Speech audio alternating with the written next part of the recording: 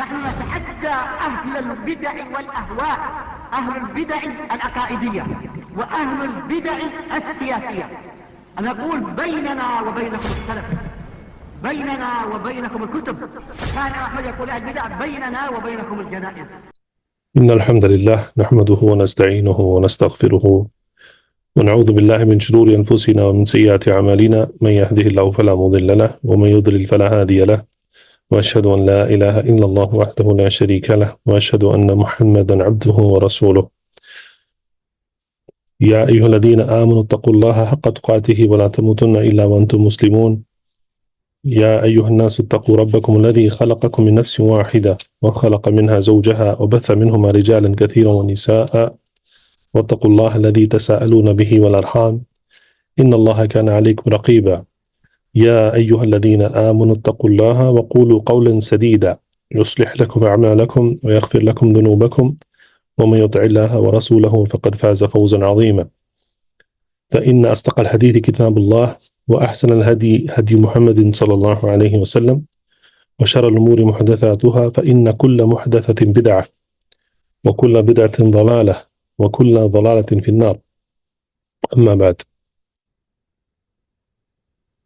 الاربعون فی الاحکام الامام مندری رحمہ اللہ کی کتاب، اس کا سلسلہ جاری ہے. تو آج ہمارے ساتھ 30ویں حدیث ہے، الحدیث الثلاثون. اس سے پہلے جو حدیث گزری ہے وہاں سے مؤلف رحمہ اللہ جو معاملات کے متعلق جو احادیث ہیں اس کو انہوں نے یہاں پر ذکر کیا ہے.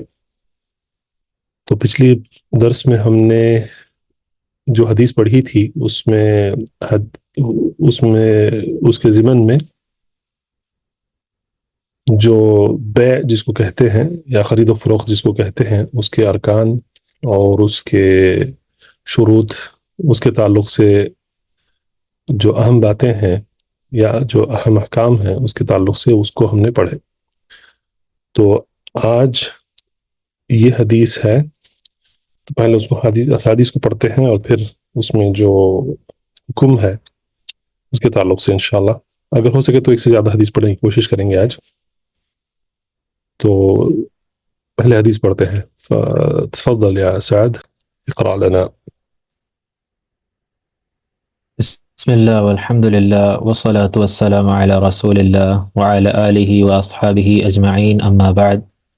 قال المصنف زكي الدين أبو محمد عبد العظيم بن عبد القوي المنذري رحمه الله تعالى في كتابه الأربعين في الأحكام الحديث الثلاثون عن عبادة بن الصامت رضي الله عنه قال: قال رسول الله صلى الله عليه وسلم: الذهب بالذهب والفضة بالفضة والبر بالبر والشعير بالشعير والتمر بالتمر والملح بالملح مثلا بمثل سواء بسواء يدا بيد، فإذا اختلفت هذه الأصناف فبيعوا كيف شئتم إذا كان يدا بيد. أخرجه مسلم. احسنت، بارک اللہ فیک. تو اس حدیث میں سب سے پہلے حدیث کے الفاظ کیا ہیں؟ وہ حدیث عبادہ بن الصامت رضی اللہ عنہ، ان سے یہ حدیث مروی ہے جس میں کہتے ہیں کہ قال رسول اللہ صلی اللہ علیہ وسلم، اللہ کے رسول صلی اللہ علیہ وسلم نے فرمایا کہ الذهب بالذهب، سونے سے سونا. الذهب بالذهب، عربی میں سونے کو ذہب کہتے ہیں. والفضہ بالفضہ، فضہ چاندی کو کہتے ہیں. تو اگر آپ ملاحظہ فرمائیں یہاں پر اس حدیث میں کتنی چیزوں کا ذکر یہاں پر ہوا ہے. سب سے پہلے سونا، الذهب بالذهب. دوسرا چاندی، والفضة بالفضة. تیسرا البر بالبر، بر کہتے ہیں عربی میں گیہوں کو، اور وہ گیہوں جس کو ابھی اس کا چھلکا نکالا نہیں گیا ہے اس کو بر کہتے ہیں، اور جس کا جو پالش کیا ہوتا ہے گیہوں اس کو قمح کہتے ہیں. تو یہاں پر بر کا لفظ استعمال ہوا ہے لیکن اس سے مراد گیہوں ہے. والشعیر بالشعیر، شعیر بارلی کو کہتے ہیں عربی میں. والتمر بالتمر، تمر آپ سب جانتے ہیں، تمر کا مطلب ہوتا ہے کھجور. والملح بالملح، ملح نمک کو کہتے ہیں. تو یہاں پر کتنے چیزوں کا ذکر ہوا ہے؟ 1 2 3 4 5 اور 6. تو 6 چیزوں کا ذکر ہوا ہے، اور اس سے یہ کہا گیا ہے کہ مثلاً بمثل، اگر اس کو تبادل کرنا ہے یعنی کہ دینا ہے اور لینا ہے، تو سب سے پہلے مثلاً بمثل، تو اس کی جو قسم ہے وہ قسم ایک جیسی ہونی چاہیے. اس کی جو کوالٹی ہے وہ کوالٹی بھی ایک جیسی ہونا چاہیے. سواءً بسواء، اور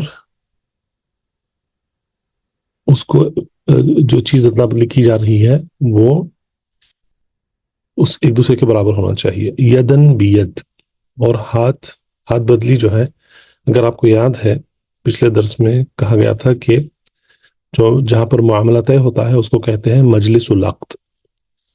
مجلس العقد، تو مجلس العقد میں ادلا بدلی ہو جانا چاہیے. اس کی تفصیل انشاءاللہ آئے گی. فَإِذَا اخْتَلَفَتْ هَذِهِ الْأَصْنَافِ، اگر اصناف کہتے ہیں ایک قسم کو، صنف اس کا مفرد ہے اور اس کا جمع ہے اصناف، تو اگر یہ صنف یعنی کہ اس کی قسم بدل جاتی ہے، فَبِيعُوا كَيْفَ شِئْتُمْ، تو جو طریقے سے بھی تم خرید و فروخت کرنا چاہو اس طریقے سے تم کر سکتے ہو. اذا كان یدن بیدن، لیکن یہاں پر یہ شرط رکھی گئی ہے کہ وہ ہاتھ بدلی جو ہے ایک ہی مجلس العقد میں ہو جانا چاہیے. تو اس میں دراصل اس میں احکام جو ہیں، احکام بہت ہی زیادہ احکام ہیں اس حدیث میں، لیکن اگر آپ ملاحظہ فرمائیں پہلی حدیث میں 2 خرید و فروخت کے طریقوں سے منع کیا گیا تھا. ایک ہے جس کو کہتے ہیں بیع الحصا، یعنی کہ کنکر پھینکتے ہیں، پتھر پھینکتے ہیں. پچھلے درس میں صرف ایک ہی مثال دی گئی کہ اگر کوئی چیز رکھی ہوئی ہے تو کنکر دیتا ہے اور کہتا ہے کہ اس کو پھینکو، اس قیمت میں تم یہ کنکر جس پر بھی پڑ جائے گا وہ تمہارا ہو جائے گا. تو یہ اس میں نفع اور نقصان جو ہے اس میں طے نہیں ہے کہ کسی کا بھی نفع اور کسی کا بھی نقصان ہو سکتا ہے، اور دونوں کا بھی نقصان بھی ہو سکتا ہے، دونوں کو نفع بھی ہو سکتا ہے، جو بھی ہے. تو اس طریقے کے جو خرید و فروخت کے معاملے ہیں جس میں وضاحت نہیں ہے کہ کیا ہو رہا ہے، تو ایسے معاملات کو شریعت نے منع کیا ہے، حرام قرار دیا ہے. ایک اور مثال دیتے ہیں علماء کہ مثال کے طور پر اگر کوئی شخص زمین ہے اس کی وہ بیچنا چاہ رہا ہے، تو خریدار کو پتھر دے گا، کہے گا کہ تم پتھر پھینکو، اور جہاں تک بھی یہ پتھر جائے گا وہاں تک زمین تمہاری ہو جائے گی. تو اس میں بھی جو ہے اس میں بھی وضاحت نہیں ہے کہ معاملہ کس چیز سے ہو رہا ہے، کس کے عوض میں ہو رہا ہے، تو اسی لیے یہ بھی ناجائز ہے. دوسرا ہے غرر. تو غرر بھی وہی ہے جس میں یہ وضاحت نہیں ہے کہ کیا بیچا جا رہا ہے یا کیا خریدا جا رہا ہے. اگر معلوم ہے تو اس کی مقدار کیا ہے، اس کی قیمت کیا ہے، اگر وہ بھی معلوم ہے لیکن اگر بیچنے والا اس کو پہنچانے کے اوپر قابلیت نہیں رکھتا ہے تو پھر وہ اس کو ناجائز ہے. اگر اس کی ملکیت میں نہیں ہے تو اس کو بیچ رہا ہے. تو یہ بہت سارے مسائل ہیں جو خرید و فروخت کے متعلق ہیں. لیکن یہاں پر جو مؤلف رحمہ اللہ انہوں نے جو حدیث لائی ہے، وہ حدیث دراصل دلیل ہے ربا یعنی کہ سود کی حرمت کے لیے. تو یہاں پر جو سود کے جو معاملات ہوتے ہیں ان کے تعلق سے مؤلف رحمہ اللہ انہوں نے یہ حدیث لائی ہے. تو سود جو ہے، سود یا ربا جس کو کہتے ہیں، اس کی دلیل قرآن میں ہے. قرآن میں اللہ سبحانہ وتعالیٰ کہتے ہیں سورۃ البقرہ میں کہ وَأَحَلَّ اللَّهُ الْبَيْعَ وَحَرَّمَ الرِّبَا. تو اللہ سبحانہ وتعالیٰ نے خرید و فروخت کو، بیع کو حلال قرار دیا ہے اور ربا یعنی کہ سود کو حرام قرار دیا ہے. تو ربا جو ہے سود کہ معاملات جو ہیں وہ شریعت میں ناجائز ہیں، حرام ہیں. اور سود یا ربا وہ دو قسم کے ہوتے ہیں. ایک ہے اس کو کہتے ہیں ربا الفضل. ربا الفضل یہ پہلی قسم ہے، یعنی کہ اس میں کوئی شخص کم کوالٹی کی چیز دیتا ہے اور اس کے بدلے میں اچھی کوالٹی کی چیز اس کو لے آتا ہے. تو یہاں پر ایک اور حدیث سے ہمیں دلیل ملتی ہے کہ بلال رضی اللہ عنہ انہوں نے ایک بار ایسا کیا کہ ان کے پاس کچھ کھجور تھے جو کم درجے کے تھے، تو انہوں نے وہ کم درجے والے کھجور دے کر اچھے والے کھجور اس کے بدلے میں لے کے آئے اور لا کر رسول اللہ صلی اللہ علیہ وسلم کو دیا. تو اللہ کے رسول ہیں، ان کو وحی کے ذریعے سے پتہ چلتا تھا کہ معاملہ کیا ہو رہا ہے. تو اللہ کے رسول صلی اللہ علیہ وسلم نے بلال رضی اللہ عنہ سے پوچھا کہ تم نے ایسا کیا؟ تو بلال نے جواب دیا ہاں. تو آپ صلی اللہ علیہ وسلم نے کہا کہ اس کو لوٹا دو، کہ کیونکہ یہ ربا ہے، یعنی کہ یہ سود ہے. تو یہ اس کو کہتے ہیں ربا الفضل، یعنی کہ فضل کا مطلب ہے ہم جانتے ہیں، فضل اس کو کہتے ہیں اردو میں، عربی سے ہی لیا گیا ہے. یعنی کہ اس میں جو چیز ادلا بدلی کی جا رہی ہے، ایک چیز جو ہے اس کی جو نوعیت ہے یا اس کی جو کوالٹی ہے وہ دوسری چیز سے بڑھ کر ہے، تو اس کو کہتے ہیں ربا الفضل. دوسرا ہے وہ ہے اس کو کہتے ہیں ربا النسیئہ. النسیئہ اس میں فضل تو نہیں ہوتا ہے، لیکن ایک ہی چیز نہیں ہے، لیکن دوسری چیزوں میں اس میں زیادتی ہوتی ہے، تو اس کو کہتے ہیں نسیئہ. تو انشاءاللہ جو اگلی بار جب ہم اس سے بڑی کتاب پڑھیں گے انشاءاللہ، تو جس میں مزید تفصیل کے ساتھ یہ سب مسائل جو ہیں انشاءاللہ اس کو ہم دیکھ سکتے ہیں. لیکن فی الحال ہمیں صرف یہاں پر اکتفا کرنا ہے کہ اس حدیث میں کون سی چیز سے منع کیا گیا ہے. سب سے پہلے وہ ہے ربا الفضل، اور دوسرا اس کے معاملے کرنے کا طریقہ بھی رسول اللہ صلی اللہ علیہ وسلم نے بتایا ہے. تو سب سے پہلے ہمیں یہ جان لینا چاہیے کہ یہ 6 چیزیں ہیں جن کو ایک دوسرے سے بدل سکتے ہیں، لیکن اس کے شروط ہیں. اس کے سب سے پہلی شرط یہ ہے کہ اگر آپ سونا دے رہے ہیں اور سونے کے بدلے سونا لے رہے ہیں، یا چاندی دے رہے ہیں اور چاندی کے بدلے چاندی لے رہے ہیں، ہو سکتا ہے ایسے. پہلے کے زمانے میں کیا ہوتا تھا کہ جو نقد جو ہے، جو دینار درہم، یہی زیادہ تر عرب کے نقد ہوا کرتے تھے، یہ کم تھے. عموماً لوگوں کے پاس چیزیں ہوا کرتی تھی، وہ چیزیں لے کر ایک چیز دے کر دوسری چیز وہ لے لیتے تھے. اور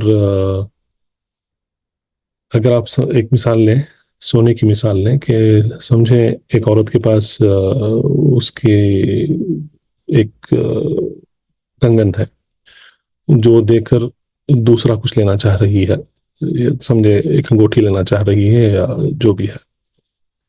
تو ظاہر ہے کہ دونوں سونے کے ہیں، لیکن اس میں جو شرط رکھی گئی ہے، سب سے پہلے مثلاً بمثل، وہ سونے کی جو نوعیت ہے وہ نوعیت ایک جیسی ہونا چاہیے. ایسا نہیں ہے کہ ایک سونا اس کی نوعیت ایک دوسرے سونے سے بہتر ہے. مثلا آج کے زمانے میں جو کہتے ہیں 21 یا 22 قیرات عربی لفظ ہے. تو قیرات شاید زکوٰۃ کے جو مسائل تھے تو اس میں یہ لفظ گزرا ہے. تو قیرات عربی سے ہی لیا گیا ہے، قیرات کو لے کر اس کو کیرٹ بنا دیے ہیں آج انگریزی میں، لیکن اصل اس کا عربی ہے. تو قیرات یا کیرٹ جو ہے، آج 21 قیرات کا سونا ہوتا ہے، 22 قیرات کا سونا ہوتا ہے، 18 قیرات کا سونا ہوتا ہے. یہ اس کی نوعیت اور اس کی صفائی کے اعتبار سے سونے کا اس کی نوعیت طے کی جاتی ہے اور اس کی قیمت طے کی جاتی ہے. تو مثلاً بمثل سے مراد یہ ہے کہ جو سونا ہاتھ بدلی ہو رہا ہے وہ ایک ہی نوعیت کا ہونا چاہیے. ایسا نہیں ہے کہ 18 قرات کا دے رہے ہیں اور 22 قرات کا لے رہے ہیں. تو اس میں ایسا کرنے کی اجازت شریعت نے نہیں دی ہے. دوسرا اس کی جو مقدار ہے وہ مقدار بھی ایک ہی ہونا چاہیے. اس میں مقدار میں کمی پیشی نہیں ہونا چاہیے. تو اگر آپ اسی مثال کو لیں کہ 18 قرات کی نہیں 22 قرات کا اگر سونا دے رہے ہیں، آپ 10 گرام سونا دے رہے ہیں اور اس کے بدلے میں آپ 22 قرات کا ہی سونا لے رہے ہیں، تو پھر اس کا وزن اس کا مقدار ایک ہی ہونا چاہیے، اس میں کمی پیشی نہیں ہونا چاہیے. تیسرا جو شرط یہاں پر اس حدیث میں رکھی گئی ہے وہ ہے کہ یدن بیدن، یدن بیدن یعنی کہ اس ہاتھ سے دیا اور اس ہاتھ سے لے لیا. تو مجلس العقد میں اس ہاتھ سے دیتے ہیں، اس ہاتھ سے لیتے ہیں اور معاملے کو وہاں پر ختم کر دیتے ہیں. تو اسی لیے آج کے زمانے کے اعتبار سے علماء نے اس میں یہ کہا ہے کہ سب سے پہلے اگر آپ سونا خرید رہے ہیں تو پیسے سے خریدتے ہیں سونا، اور پیسہ جو ہے جو کرنسی ہے جو بھی ہو سکتی ہے کرنسی، وہ کرنسی کا حساب اصل یہ ہے کہ وہ یا تو سونا رہے گی یا چاندی رہے گی. تو پیسے دے کر، کیش دے کر آپ کو سونا خریدنا ہے. اسی لیے علماء نے یہ منع کیا ہے کہ آج جو کریڈٹ کارڈ کا جو سلسلہ چلا ہے، تو کریڈٹ کارڈ سے سونا چاندی خریدنے کی اجازت نہیں ہے، کیونکہ کریڈٹ کارڈ میں جو ہے وہ پیسے بعد میں آتے ہیں اس کے اکاؤنٹ میں. جو سونا بیچ رہا ہے، چلیں دکاندار ہی سمجھ لیں، سونے کا جو دکاندار ہے وہ آپ کو سونا دے دے گا، لیکن وہ کریڈٹ پہ دے دے گا آپ کو. تو کریڈٹ کارڈ کا جو معاملہ ہے اس کے اکاؤنٹ میں وہ پیسے بعد میں آئیں گے، تو یہ ناجائز ہے. کیونکہ یدن بیدن کا مطلب ہے کہ معاملہ اسی مجلس العقد میں مکمل ہو جانا چاہیے، اس میں تاخیر دیری کی گنجائش نہیں ہے، دیری کرنے کی اجازت نہیں ہے. اور دوسرا یہ ہے کہ اس کو کہتے ہیں تقابض، یعنی کہ قبضے میں آ جانا چاہیے. قبض جو ہے وہ بھی عربی لفظ ہے، لیکن ضاد کو عربی میں زاق کا آواز دیتے ہیں تو وہ قبض ہو جاتا ہے. تو قبضے میں آ جانا یعنی کہ اپنی ملکیت میں آ جانا. تو اسی مجلس العقد میں جو ملکیت ہے سونے کی یا چاندی کی، جو ملکیت ہے وہ ملکیت خریدنے والے کی ملکیت میں تبدیل ہو جاتی ہے بیچنے والے کی ملکیت سے.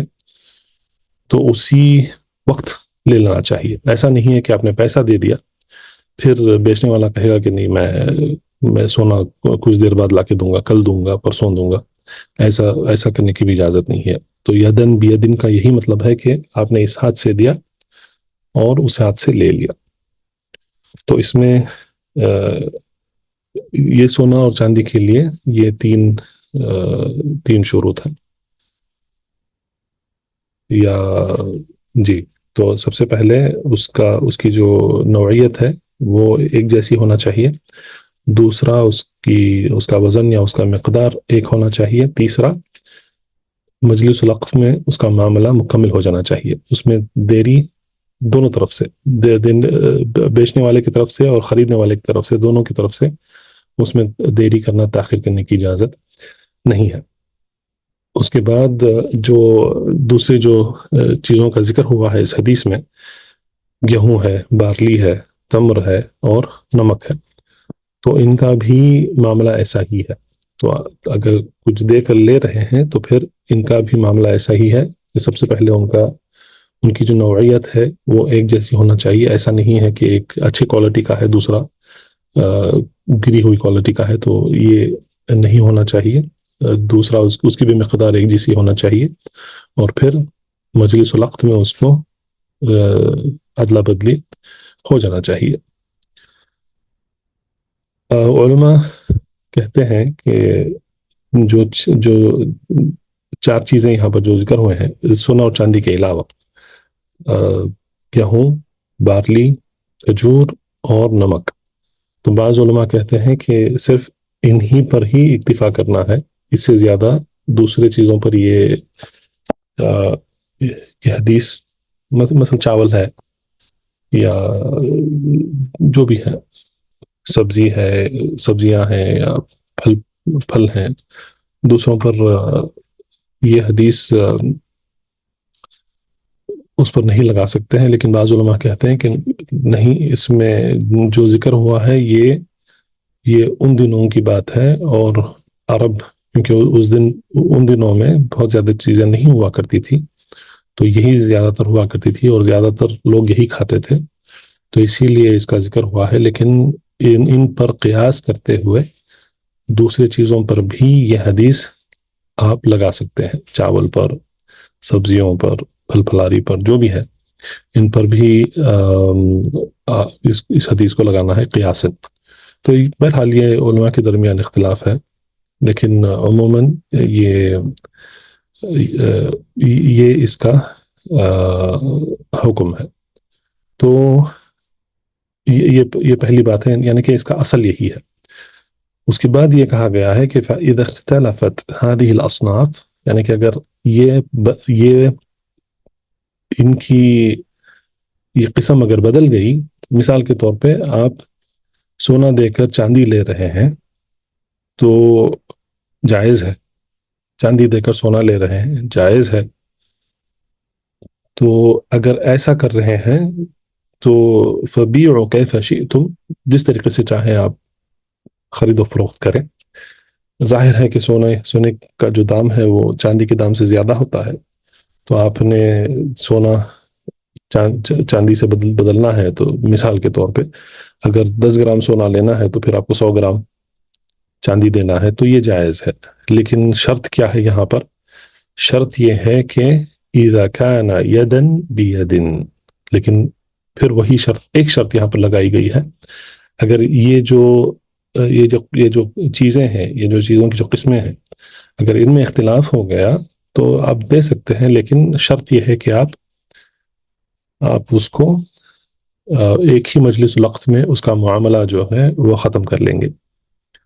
جیسا کہ سونا اور چاندی ہے، آپ اگر 10 گرام سونا آپ لینا چاہ رہے ہیں 100 گرام چاندی دے کر، تو آپ یہ جائز ہے، کیونکہ یہاں پر اس کی صنف یعنی کہ اس کی جو قسم ہے وہ بدل گئی ہے. تو اس میں قسم بھی بدل گئی ہے اور یہاں پر اس کی مقدار بھی بدل گئی ہے. تو اگر قسم بدل جاتی ہے تو مقدار بھی بدل سکتی ہے، جائز ہے. لیکن شرط یہ ہے کہ آپ مجلس الوقت میں ہی اس کو لے لیں گے، پیسے دیں گے، یا پیسے نہیں، یہاں پر چاندی دیں گے، 100 گرام چاندی دیں گے اور 10 گرام سونا لیں گے، اور پھر معاملہ وہاں پر ختم ہو جائے گا. تو ہاتھ بدلی ایک ہی مجلس الوقت میں ہونا لازمی ہے، تو یہ اس کے لیے شرط ہے. اس کے بعد علماء کہتے ہیں کہ اگر یہ دوسری جو قسمیں ہیں، مثال کے طور پہ اگر آپ سونا دے کر آپ کھجور لینا چاہ رہے ہیں تو یہ جائز ہے، اور اس میں بھی قسم بھی بدلی ہے، اس میں یہ مقدار بھی بدل جاتی ہے، تو یقیناً یہ بھی جائز ہے.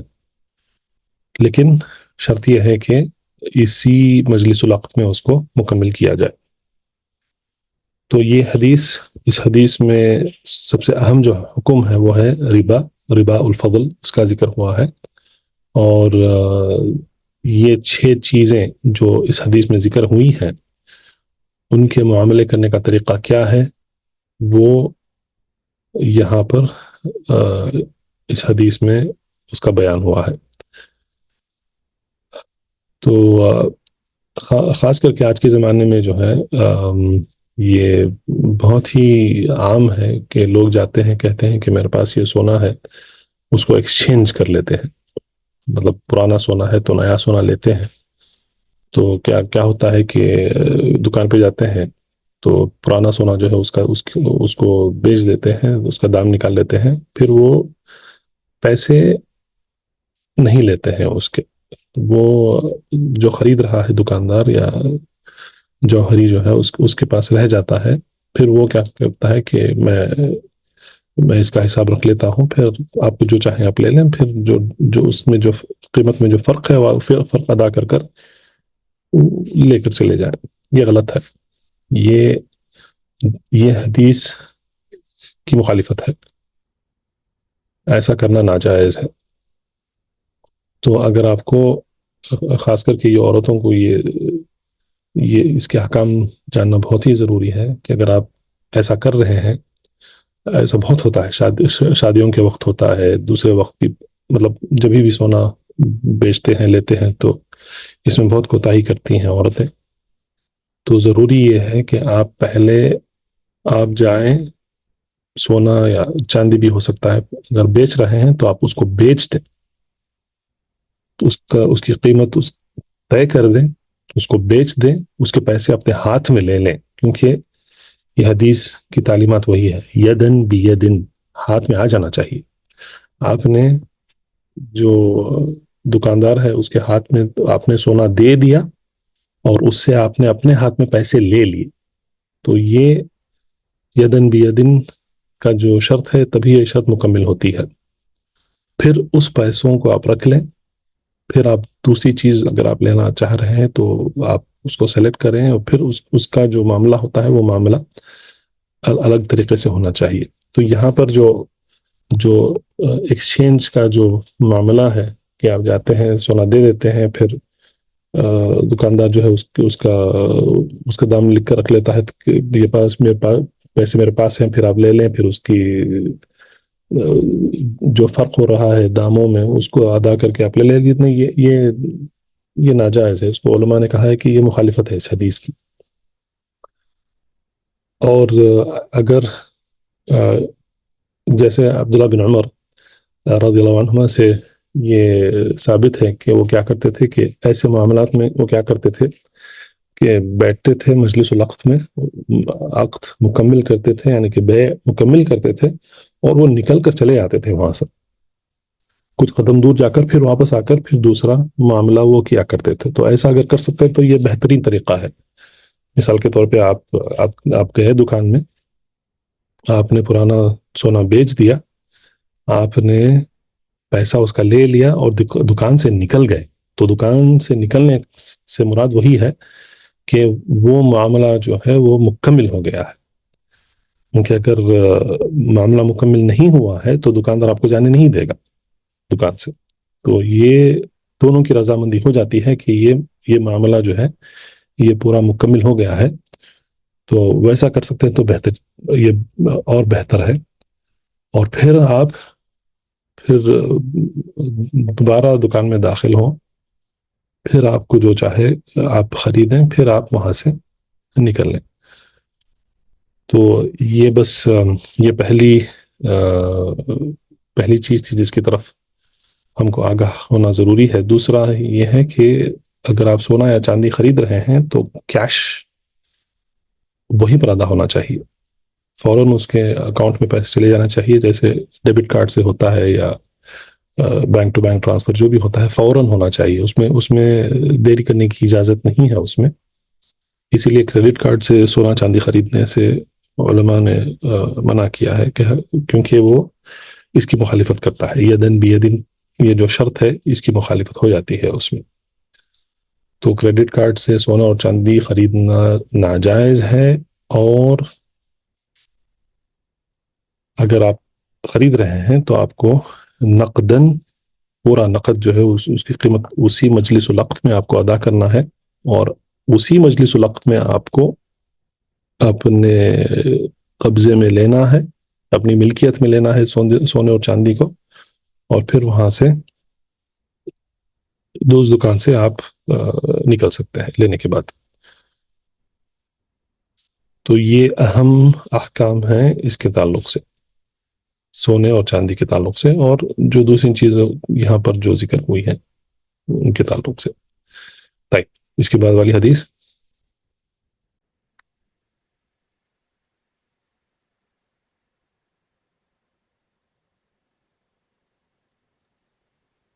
الحديث 31 عن عبد الله بن عمر رضي الله عنهما قال قال رسول الله صلى الله عليه وسلم من أعتق شركا له في عبد فكان له مال يبلغ ثمن العبد قوم عليه قيمة العدل وأعطى شركاءه حصصهم وعتق عليه العبد وإلا فقد عتق منه ما عتق أخرجه البخاري ومسلم. احسن، بارک اللہ فیک. تو یہ حدیث 31ویں حدیث ہے. اس میں اس کے راوی ہیں عبداللہ بن عمر رضی اللہ عنہما. کہتے ہیں کہ قال رسول اللہ صلی اللہ علیہ وسلم، اللہ کے رسول صلی اللہ علیہ وسلم نے فرمایا کہ من اعتق شرکا لہ فی عبد. عبد ہم جانتے ہیں کہ عبد پہلے کے زمانے میں یہ ہوا کرتے تھے، باندے ہوا کرتے تھے. یہ باندے اور باندیاں دونوں ہوا کرتے تھے. تو ان کو خریدا جاتا تھا، ان کو بیچا جاتا تھا مال کے طور پہ، اور یہ ان کے مالکوں کی ملکیت ہوا کرتی تھی. پھر آہستہ آہستہ اسلام نے اس کا خاتمہ کر دیا ہے، اور کہتے ہیں کہ آج کے زمانے میں یہ اس قسم کی حالت ہے ہی نہیں. یہ حالت ہے ہی نہیں کہ کوئی شخص، چاہے مرد ہو یا چاہے عورت ہو یا بچہ ہو، جو بھی ہے، بوڑھا ہو، یہ آج باندھے ہیں. کسی بھی یہ اس کو ختم کر دیا ہے دنیا میں. تقریباً کہیں پر بھی اس کے وجود کی خبر نہیں ہے. یہ پہلی بات ہے. دوسری بات یہ ہے کہ یہ معاملہ جو ہے، جب یہ ختم ہو گیا ہے دنیا سے، تو اس کو پڑھنے کا فائدہ کیا ہے؟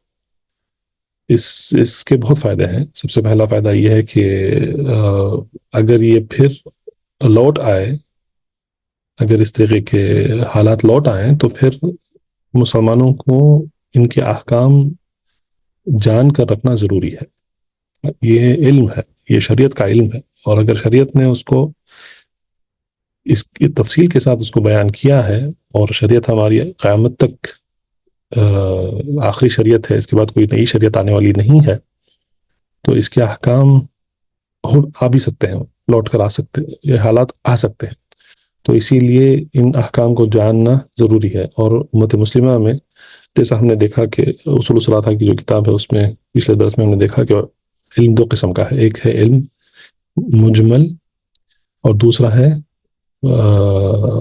مفصل. تو یہ معاملات اگر کچھ لوگ بھی اگر اس کو جان کر رکھیں اور علماء اپنے طلباء کو سکھاتے رہیں، تو پھر یہ علم اور یہ احکام جو ہیں، یہ امت مسلمہ میں یہ باقی رہ جاتی ہیں. تو یہ فرض کفایہ میں سے ہے.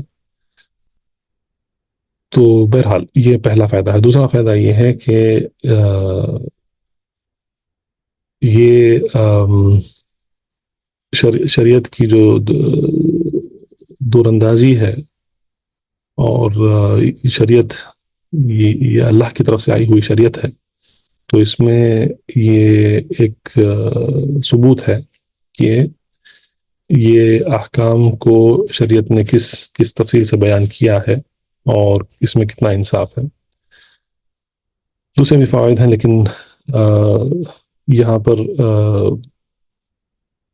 اتنا کافی ہے. تیسری بات یہ ہے کہ یہ جو حدیث ہے، اور اس حدیث میں جو حکم ہے، وہ دراصل اس کو کہتے ہیں شرکا یا شریک، یعنی کہ جس کو آج کے زمانے میں پارٹنرشپ جو کہتے ہیں، اس کے لیے ایک دلیل ہے. تو اب ظاہر سی بات ہے کہ یہاں پر جو مال ہے یہاں پر وہ ہے عبد، یعنی کہ ایک باندہ ہے، لیکن اس کا ایک مالک نہیں ہے. سمجھے، اس کے ایک سے زیادہ مالک ہے، 2 ہیں، 3 ہیں، 4. ایسا بھی ہو سکتا ہے. پہلے کے زمانے میں ایسا بھی ہوا کرتا تھا کہ سمجھے ایک باندے کے 2 مالک ہوا کرتے تھے. تو دونوں کے درمیان یہ اتفاق ہو جاتا تھا، دونوں مالکوں کے درمیان، کہ یہ وقت میرے پاس گزارے گا، اور پھر یہ وقت تمہارے پاس گزارے گا. اس وقت میں وہ میری خدمت کرے گا، اور اس وقت میں تمہاری خدمت کرے گا. تو اس میں اس میں دونوں کی شرکت ہے، اس کی ملکیت میں دونوں کی شرکت ہو گئی اس میں. تو جو شرکت ہے اسی سے بنتا ہے شریکہ. لفظ شریکہ جو کمپنی کے لیے استعمال ہوتا ہے عربی میں. تو شرکت سے کا مطلب ہے کمپنی. تو وہاں پر پارٹنرز ہوتے ہیں، شرکاء جس کو کہتے ہیں عربی میں. تو وہ شرکاء پارٹنرز نفع اور نقصان میں ایک برابر ہوتے ہیں. دراصل اس حدیث میں بہت سارے مسائل ہیں، اور لیکن صرف یہاں پر جو بنیادی جو حکم ہے وہ اس کے تعلق سے یہ بات آتی ہے کہ من اعتق شرکا له فی عبد. تو ایک بندہ ہے اور اس کے ایک سے زیادہ مالک ہے، اور ایک مالک نے اس کا حصہ رہا کر دیا. اس نے کہا کہ تو آج سے تو رہا ہو گیا ہے. لیکن اگر دو مالک ہیں تو پھر آدھا بندہ تو رہا نہیں ہو سکتا ہے. یا تو اس کو مکمل طریقے سے رہا کرنا ہے، یا اس کو مکمل طریقے سے اس کو باندھا بنا کر اس کو رکھنا ہے اس کو. تو تب ایسی حالت میں اگر وہ رہا کرنا چاہے تو پھر کیا کرے گا، اس کے تعلق سے اس حدیث میں بیان کیا گیا ہے.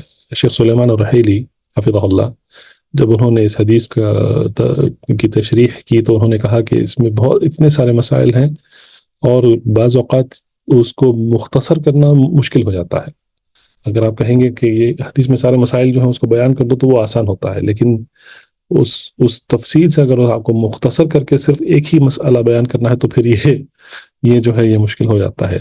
تو بہرحال تو ایسی حالت میں کیا کریں گے، فَكَانَ لَهُ مَالٌ يَبْلُغُ ثَمَنَ الْعَبْدِ.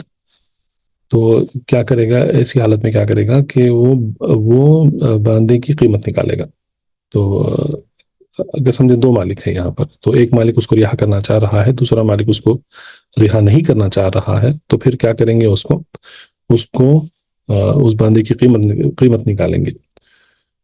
تو یہ پہلے کے زمانے میں سب ہوتا تھا، اور جانتے تھے لوگ کہ بندے کی قیمت کیا ہوتی ہے، اس کے عمر کے اعتبار سے، اس کے کام کرنے کی قابلیت کے اعتبار سے، اس کے مہارات کے اعتبار سے اس کا دام طے ہوتا تھا بندے کا. تو کیا ایسی حالت میں کیا کریں گا، پھر اس بندے کی قیمت نکالی جائے گی، اور پھر اس کو اس قیمت کو دوسرے مالک کو دے دے گا اگر اس کو رہا کرنا چاہے تو سمجھے اس زمانے میں سمجھیں اگر ایک بندے کی قیمت 1000 دینار ہے تو پھر دو مالک ہیں، تو ایک مالک کا حصہ کتنا بنتا ہے، 500 دینار بنتے ہیں. تو پھر وہ 500 دینار جو ہے اگر وہ بندے کو رہا کرنا چاہے تو پھر کیا کرے گا، وہ 500 دینار دوسرے اس کا جو شریک ہے، اس کا جو پارٹنر ہے، اس کو دے دے گا، اور پھر کہے گا کہ یہ میری طرف سے یہ رہا ہو گیا ہے، یعنی کہ یہ اس کی طرف سے رہائی ہے اس کی. لیکن باندہ جو ہے وہ مکمل طریقے سے رہا نہیں ہوا ہے ابھی، وہ ایک مالک کی ملکیت میں رہ جاتا ہے. اگر ایک سے زیادہ ہے تو پھر اسی طریقے سے 2 ہیں، 3 ہیں، 4 ہیں، تو پھر اس کا جو حصہ جو بنتا ہے وہ حصہ اگر سمجھے 3 مالک ہیں اور باندے کی قیمت 1000 دینار ہے، تو پھر تقریباً 333 یا کچھ حصہ، یعنی کہ 1/3 جو حصہ ہوتا ہے وہ اس کا حصہ نکالے گا، اور پھر اس میں سے دونوں کو برابر ان کا حصہ دے دے گا اور کہہ دے گا کہ یہ میری طرف سے رہا ہے. تو وَإِلَّا فَقَدْ عَتَقَ مِنْهُ مَا عَتَقَ، یعنی کہ ایسا نہیں ہو سکتا ہے کہ باندہ جو ہے وہ آدھا رہا ہو گیا ہے یا 1/3 یا پو حصہ اس کا رہا ہو گیا ہے. تو یہ حدیث کے الفاظ اور حدیث کا مفہوم یہی ہے واللہ عالم. لیکن اس میں جو حکم ہے جو شرکاء ہوتے ہیں، یعنی کہ جو پارٹنرز ہوتے ہیں، ان کے جو پارٹنرشپ کا جو اصل ہے وہ یہ ہے کہ نفع اور نقصان سب ایک جیسے برداشت کریں گے. اگر نفع ہے تو نفع بھی سارے جو شرکاء ہیں ان میں یکساں طور پر اس کو بانٹا جائے گا, اور اگر نقصان بھی ہو رہا ہے تو نقصان بھی سارے شرکاء مل کر ایک برابر جیسے اس نقصان کو بھی اٹھائیں گے. ایسا نہیں ہے کہ نقصان سے دو اٹھا رہے ہیں اور ایک نقصان نہیں اٹھا رہا ہے, تو پھر اس میں ناانصافی تو ہے ہی, لیکن اس میں دوسرے مسائل اس میں آ جاتے ہیں, ربا آ جاتا ہے اس میں بہت ساری چیزیں آ جاتے ہیں اس میں. تو جو شرکت ہے یا اس کا اصل یہ ہے, اگر پارٹنرشپ میں کچھ کام کچھ تجارت کر رہے ہیں یا کچھ جو بھی ہے خرید و فروخت کر رہے ہیں, تو پھر اس کا اصل یہ ہے کہ جو شرکاء ہیں, جو پارٹنرز ہیں, وہ سب ایک برابر کے حصے دار ہیں, نفع میں بھی حصے دار ہیں اور نقصان میں بھی حصے دار ہیں. تو معاملات کے اعتبار سے ہم نے پہلے کیا دیکھا؟ بیع الحصا, دوسرا بیع الغرر, تیسرا ربا الفضل, اور چوتھا یہاں پر یہ ہے شرکاء, یعنی کہ شریک پارٹنرشپ کے اعتبار سے. معاملات کا جو باب ہے یہ بہت ہی وسیع اور بہت ہی بڑا باب ہے. معاملات کے کئی قسم قرآن و حدیث میں ذکر ہوئے ہیں. یہاں پر جو ہم دیکھ رہے ہیں وہ صرف اور صرف جو بنیادی جو احکام ہے, اساسی جو مسائل ہیں, صرف وہی ہم دیکھ رہے ہیں یہاں پر. اگر کوئی دوسری کتاب اٹھائیں جیسے بلوغ المرام ہے یا المحرر فی الحدیث ہے, ایسی کتابوں میں جو جن کو احادیث الاحکام کے نام سے مشہور ہیں کتابیں, یا المنتقی ہے مجد الدین ابن تیمیہ شیخ الاسلام کے دادا ابو البرکات عبد السلام ابن تیمیہ, ان کی جو کتاب ہے المنتقی, وہ سب سے بڑی کتاب جو میں نے دیکھی ہے جو احکام کے احادیث سے تعلق رکھتی ہے, وہ سب سے بڑی کتاب وہی ہے. اگر وہ اس کتاب میں دیکھیں گے تو اتنے سارے, اور یقیناً ان حدیثوں کی کتابوں کے علاوہ جو فقہ کی جو کتابیں ہیں اس میں جو معاملات کے جو ابواب باندھتے ہیں, واقعی بہت ہی زیادہ تفصیل ہے, بہت ہی بڑے بڑے ابواب ہیں. اور آپ کو یاد ہے کہ پچھلے درس میں, اس کے پہلے والے درس میں نے بتایا کہ اسی لیے اس میں بھی بہت ہی زیادہ اختلاف ہے. مذاہب کے درمیان بھی اختلاف ہے اور مذہب کے درمیان میں بھی اختلاف ہوتا ہے. تو یہ ہمارے لیے بہت ہی فائدہ مند چیز ہے. اور ایک اور فائدہ یہ ہے کہ جو لوگوں کے جو حالات ہوتے ہیں وہ مختلف ہوتے ہیں, تو کبھی یہ اس طریقے کا اجتہاد جو ہے وہ وہاں پر ہو سکتا ہے اور دوسرے قسم کا اجتہاد دوسرے حالات پہ ہو سکتا ہے. تو اسی لیے یہ علم ہے, یہ علماء نے اجتہاد کیا ہے, انہوں نے اس کو ترتیب دی ہے, اس کے تفاصیل بیان کیے ہیں. تو یہ سب جو ہے پتہ نہیں کب کون سی حالت میں یہ کام آ جاتا ہے. تو انشاءاللہ اگر اللہ نے وقت میسر کیا اور ہمیں زندگی دی تو انشاءاللہ اس کے بعد جو کتابیں پڑھیں گے ہم, انشاءاللہ عمدۃ الاحکام ہے, اس کے بعد بلوغ المرام ہے. اگر اللہ نے آسان کیا ہمارے لیے پڑھنے کے لیے تو پھر اور جو مزید تفاصیل اور مزید قسمیں ہیں بیع یعنی کہ خرید و فروخت کے جو مختلف جو مسائل ہیں, ابواب ہیں, انشاءاللہ ہم اس کو تفصیل میں دیکھ سکتے ہیں. تو یہاں پر ختم کریں. انشاءاللہ اگلے ہفتے پھر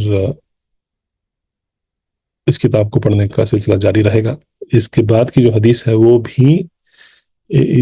بھی باندوں کے تعلق سے ہے, لیکن اس میں جو مسئلہ ہے وہ مسئلہ وہ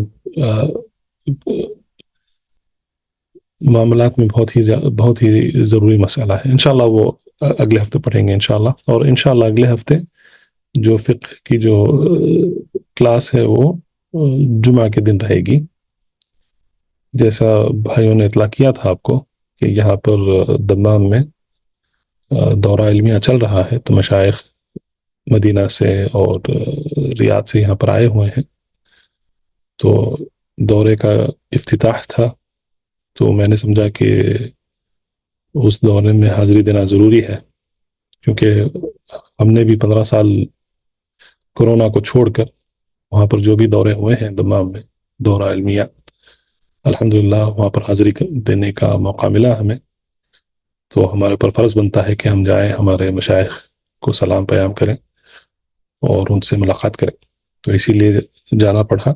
تو اسی لیے جمعہ سے آج کے دن کلاس کو پوسٹ پون کیا گیا، لیکن اگلے ہفتے سے انشاءاللہ جمعہ کو ہی رہے گی۔ تو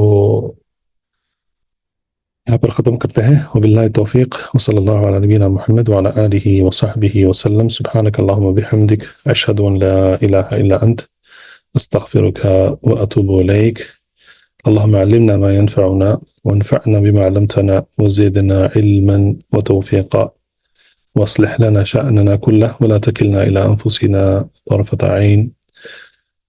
اللهم اغفر لنا ولوالدينا ولمشايخنا وللمؤمنين والمؤمنات والمسلمين والمسلمات الأحياء منهم والأموات إنك سميع قريب مجيب الدعوات، والله تعالى أعلم أعلى وأعلم، وصلى الله على نبينا محمد وعلى آله وصحبه أجمعين. بارك الله فيكم أجمعين، والسلام عليكم ورحمة الله وبركاته.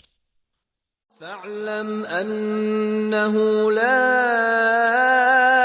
إله إلا الله واستغفر لذنبك.